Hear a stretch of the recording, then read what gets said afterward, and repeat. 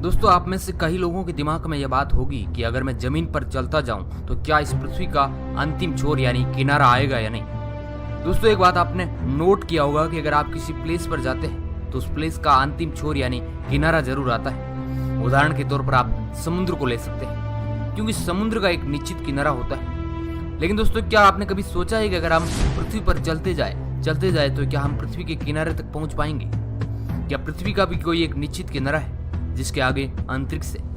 क्या हम अर्थ प्लैनेट पर लंबी यात्रा करके अंतिम किनारे तक पहुंच सकते हैं? दोस्तों, जितने भी मैंने क्वेश्चन मार्क लगाए हैं, ये प्रश्न लगभग आपके दिमाग में है। तो दोस्तों, चलिए इन सवालों का हम जवाब तलाशना शुरू करते हैं। हमारा काम आपके हर सवाल का जवाब ढूंढना है। तो अगर आपने इस चैनल को सब्सक्राइब नहीं किया तो नीचे रेड बटन को दबाकर सब्सक्राइब कर लीजिए। हेलो दोस्तों, मैं हूं आपका दोस्त और होस्ट सुरेश कुमार। दोस्तों, पृथ्वी सौरमंडल में सूर्य से तीसरा ग्रह है। अभी तक जानकारी के अनुसार पृथ्वी ब्रह्मांड का एकमात्र ऐसा ग्रह है जिस पर जीवन मौजूद है। पृथ्वी ब्रह्मांड की सबसे सुंदर जगह है। इस प्लेनेट पर हरे भरे पेड़ पौधे, बड़े बड़े समुद्र और विशालकाय पर्वत मौजूद है। हम लोग इस पृथ्वी के सबसे ऊपर वाली लेयर पर रहते हैं। यह लेयर लगभग 50 किलोमीटर मोटी परत है। इसी लेयर पर समुद्र, पेड़ पौधे और इंसान के घर बने हुए हैं। दोस्तों, यूं देखा जाए तो पृथ्वी का आकार गोल नजर आता है, लेकिन रियल में पृथ्वी अंडे के आकार की है और इसके ऊपर वायुमंडल की परत चढ़ी हुई है।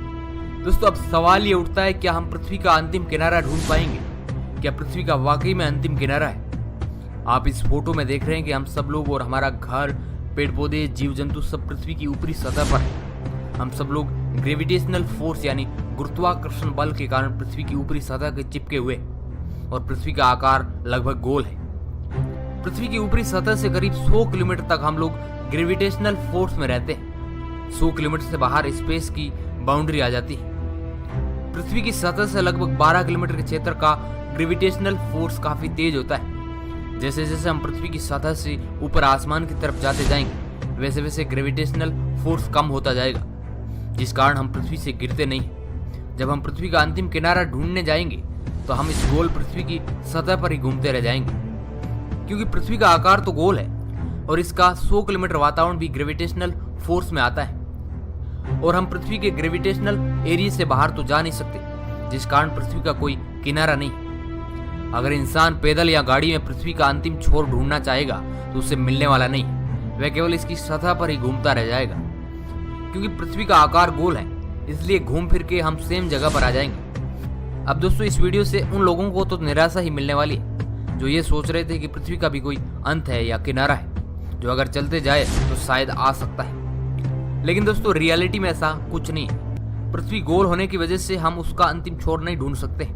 अगर पृथ्वी सपाट होती तो जरूर हम उसके अंतिम छोर तक पहुंच सकते थे। अगर अभी तक आपको समझ में नहीं आया तो आप एक उदाहरण के तौर पर एक बॉल को लीजिए, उस बॉल को हवा में लटका दीजिए।